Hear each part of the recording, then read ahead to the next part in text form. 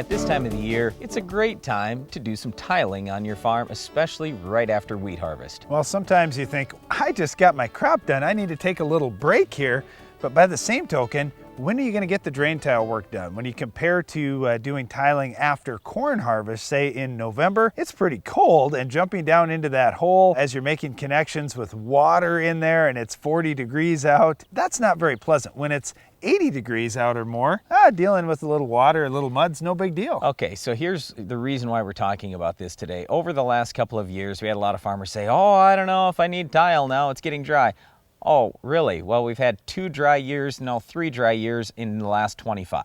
Okay, so, we've had all kinds of rain this summer in most areas. On our farm, in June, in the first 3 weeks of June, we had more rainfall than we did the whole year in 2013 and the whole year in 2012. It was unbelievable how much rain we had, and all of a sudden, all these areas that were dry, they were sopping wet. So anywhere that we had tile, we were super happy, felt really good about it. But for the guys that procrastinated, didn't put the tile in when they had the chance, now they're really wishing, oh boy, I really should have done that. Well, here's another opportunity coming up. Things did turn a little bit drier in July, and there are a lot of opportunities after taking a wheat crop off and maybe even just going through some standing crop to get that job done. Because the sooner you get that tile in the ground, the sooner you're going to start making money off that tile. Everybody worries about, oh, I got to tear a little crop up. Who cares in the grand scheme of things? That tile's going to be in the ground for 50, 80 years. So when you look at it in the big picture, get the tile in as soon as you can. All right, here's the main thing that I wanted to talk about today. In a lot of those spots Darren's discussing when we saw those big rains come, it's the potholes. And so a lot of guys think, well, you know what? I'm just going to put a riser in there, put an inlet in there. In other words, have my nice tile line below ground, and then I'm going to put this riser going right up to the soil surface. And so when we do get these rains ponding up in the potholes, it's going to run right down in the tile line.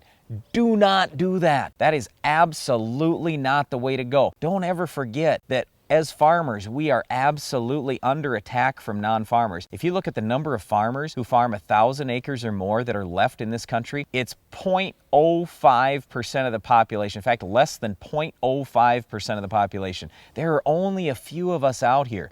The other people all have the votes. And if we do things to flood people out, if we do things to pollute the environment, we're done. They're going to outlaw tile. We're in big time trouble. And all it takes is get rid of the risers.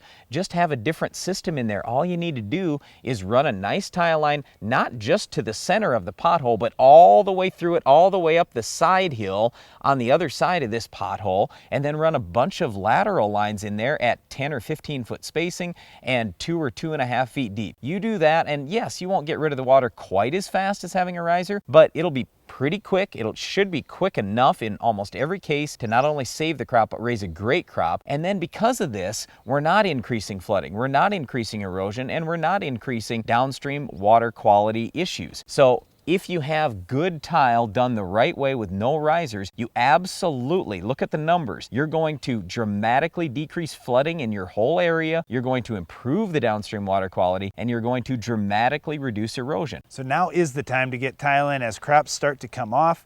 Get back out in those fields, improve those areas of fields that really need drainage, or if you're putting in a pattern system, that's fine too. It's also the time to control our Weed of the Week. We'll tell you how to do it coming up next.